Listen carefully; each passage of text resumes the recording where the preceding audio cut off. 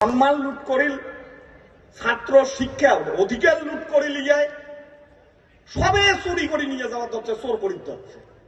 গোটা বাংলা বাঁচাও যাত্রা থেকে আওয়াজ উঠতে শুরু করেছে, চোরের হাতে তালি নয়, হাত করা দেখতে চায় বাংলা, হাত করা।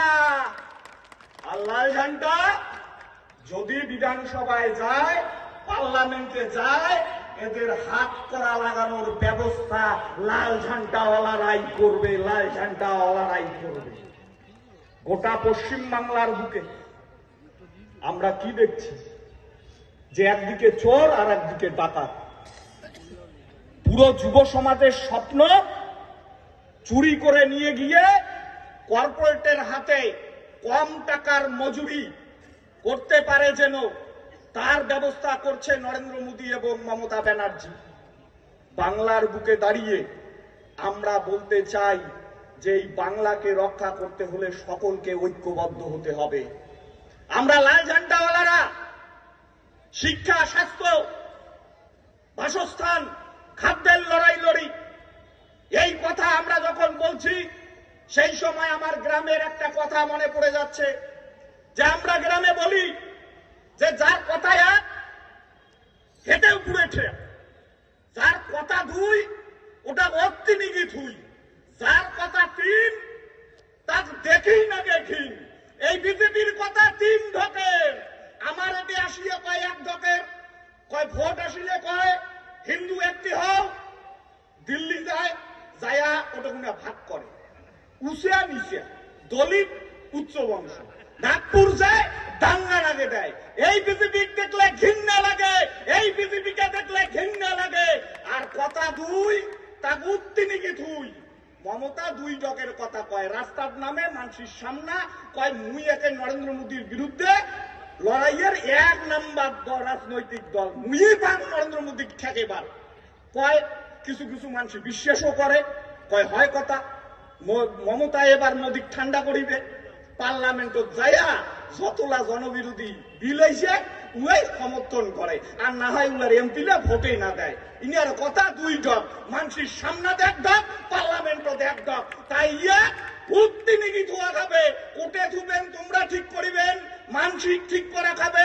ইয়া পশ্চিমবঙ্গ থুবেন না নাগপুর নিয়ে যায় থুবেন, এটা মানসিক ঠিক করে খাবে এবার। আর কথা এক, কার কথা এক? সিপিআইএম এর কথা এক। আমরা মাঠে ময়দানেও কই খাদ্য, স্বাস্থ্য, বাসস্থান, শিক্ষার কথা। আমার নির্বাচিত জনপ্রতিনিধি পার্লামেন্টত যায়াও ওই খাদ্য, স্বাস্থ্য, বাসস্থানের কথা কয়। তাই যাদের কথা তাদেরকেই একখানে আনতে হবে, লাল ঝান্ডার শক্তিকে বাড়াতে হবে। এই লাল ঝান্ডার শক্তি যদি বাড়ে তাহলে শিক্ষিত সমাজ যার হাতে কাজ পাবে। এই লাল ঝান্ডার শক্তি যদি বাড়ে তাহলে মা বোনের সম্মান বাড়বে। এই লাল ঝান্ডার শক্তি যদি বাড়ে তাহলে এই সোনার বাংলা আবার ৭৭ থেকে ১১ সালের বাংলায় পরিণত হবে, জ্যোতি বোসের বাংলায় পরিণত হবে, বুদ্ধদেব ভট্টাচার্যের বাংলায় পরিণত হবে।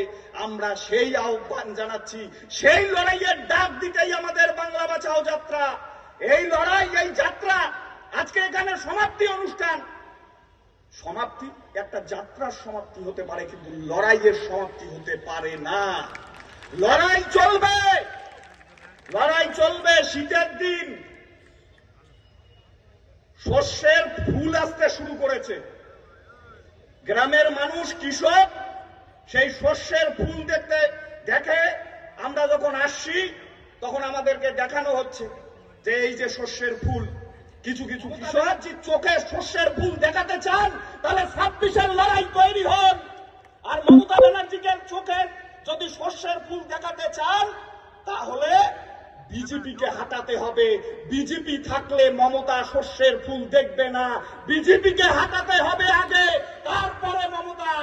আমরা বলছি এই লড়াই, এই রাজপথ অনেক কঠিন লড়াই, সহজ নয়।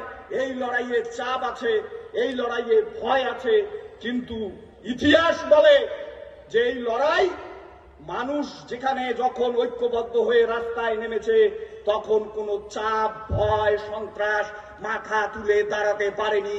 মানুষের ঐক্য গড়ে উঠলে স্বৈরাচারী সরকার, স্বৈরাচারী শাসকদের পতন অনিবার্য। মমতা ব্যানার্জির পতন 26-এ অনিবার্য।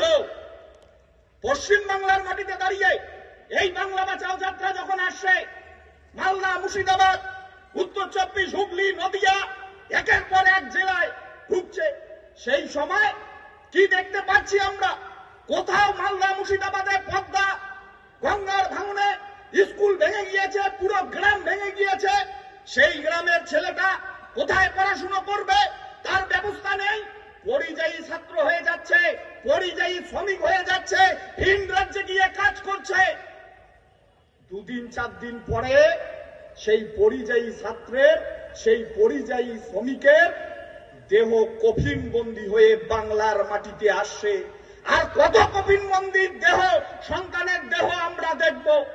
তাই বাংলার মানুষ, মালদা, মুর্শিদাবাদের মানুষ আওয়াজ তুলতে শুরু করেছে যে নিজের সন্তানের দেহ কফিনবন্দি যদি না দেখতে চান, তাহলে তৃণমূল বিজেপিকে কফিনবন্দি করে দিতে হবে 21-এ, কফিনবন্দি করে দিতে হবে 2021-এ। তাই এই লড়াই, আগামী দিনের লড়াই, আপনারা আছেন, সকলে ঐক্যবদ্ধ হয়ে এই লড়াই লড়বেন। আমরা আশা করি যে আমরা কুচবিহার থেকে কামারহাটি পর্যন্ত যে লড়াই শুরু করেছি, নাল ঘান্টার নেতৃত্বে এই লড়াই